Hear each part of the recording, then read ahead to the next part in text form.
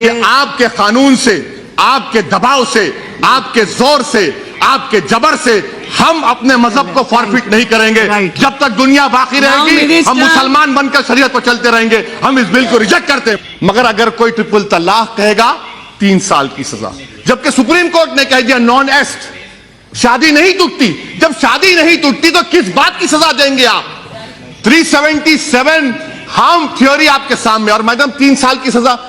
Communal right 148, 153A, 295 में 3 साल की सजा। और अगर कोई गाड़ी से टक्कर किसी को मारता है, कोई मर जाता है तो 2 साल की सजा। अरे बेंथम और मॉन्टेस्क्यू को पढ़ लीजिए, कोई नेशनल लॉ स्कूल के 4th ईयर के स्टूडेंट को बिठाइए, वो आपको ज्ञान दे देगा। और यकीनन ये बात सही है कि इस्लाम में शादी एक कॉन्ट्रैक्ट है। मैं आपको तजवीज पेश कर रहा हूं, कंडीशन लिखिए कि अगर कोई मुसलमान निकाहनामे में लिखिए, अगर ट्रिपल तलाक देगा तो मेहर का जो अमाउंट होगा उसका डबल ट्रिपल देना पड़ेगा।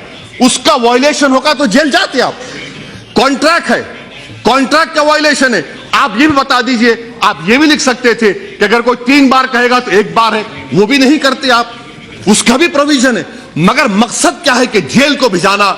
इनको खवातीन से मोहब्बत नहीं है। सब्सिडी अलाउंस कौन देगा? एक महिला क्या चाहती है मैडम? उसके सर पर घर रहे, छत रहे, टेबल पर खाना रहे, बच्चों के लिए फीस का इंतजाम हो जाए। आप करेंगे? आप करेंगे हम लोग? अच्छा मैडम, मुझे पूछना चाह रहा हूं, शायरा बानो तो बीजेपी में आ गई, क्या किया आपने उसका? बताइए, कुछ किया आपने उसके लिए? मैडम मैं खत्म कर रहा हूं, मैडम खत्म कर रहा हूं, मैडम मैं खत्म कर रहा हूं, मैडम मैं खत्म कर रहा हूं, मैडम। क्योंकि ये जो कानून बनाने जा रहे हैं मैडम, ये रास तौर पर मुसलमानों की, आप देखिए मैडम, सेक्सुअल माइनॉरिटीज को 377 में चॉइस दे दिया गया। रिलीजियस माइनॉरिटीज को क्यों नहीं मिलेगा? हिंदुस्तान के कॉन्स्टिट्यूशन में चॉइस जूरिस्प्रूडेंस है, मुझे नहीं मिलेगा। आपका कानून रिलीजन के खिलाफ है। आप पोलैरिटी को खत्म करना चाहते हैं, इससे साफ जाहिर हो गया। आप मुस्लिम खवातीन के इंसाफ के लिए नहीं, बल्कि आपका निशाना उस वक्त साबित हो गया जब सुप्रीम कोर्ट में उस वक्त के अटॉर्नी जनरल ने खड़े होकर कहा कि हर कानून को मिटा दो। शाहनवाज हमारे मुख्तार साहब, शिया का जो सेगा का कानून है वो भी खत्म हो जाएगा, ख्याल रखिए। और आखिर में मैडम, पूरे मुल्क में मी टू मूवमेंट हुआ, मी टू मूवमेंट, खवातीन ने निकला। कहां वो मंत्री जो पिछले बार खड़े थे यहां पर? कहां गए बताइए, कहां गए बताइए? और आप उनको पनाह दे रहे हैं अपनी पार्टी में। ऐसे शख्स को तो निकाल कर फेंकना चाहिए था जिसने खवातीन की इज्जत लूटी, उनको दबाया, लीच था वो, जिसको उर्दू में क्या कहते हैं मैडम? तोते चश्मा कहते हैं उनको। ऐसे लोगों को आपने पनाह दी और आप आकर हमको आईना दिखा रहे हैं। मैडम आप देखिए मैडम, ये मैं क्यों कह रहा हूं, हमारे पास मुल्क में 84% हिंदू महिला बच्चियां 10 साल की शादी होती है, कानून नहीं बना दिया हम। क्या हुआ, क्या हुआ बताइए? ये कौन करेगा इसका? डिजर्शन मैडम सुन लीजिए, डिजर्शन, मैं आखिर 1 मिनट, डिजर्शन का कानून है। 20 लाख हिंदू महिलाएं डिजर्टर का कानून बनाइए ना, कानून बना हुआ है। क्या हुआ?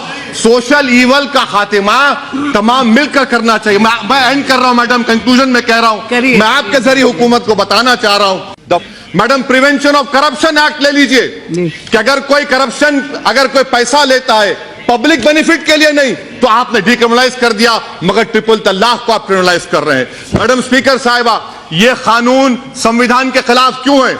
आपने सही कहा उस चेयर पर से बैठकर कि यह प्रथा हिंदुओं में नहीं है, मुसलमानों में। मगर मैडम स्पीकर, मैं बड़ी इज्जत के साथ आपके सामने अर्ज करना चाहूंगा कि हमारे मुल्क में, वतन अजीज में, डिवोर्स के कानून में अगर किसी हिंदू का डिवोर्स होता है 1 साल की सजा क्यों है उसको, और मुसलमान को 3 साल क्यों मिलेगी?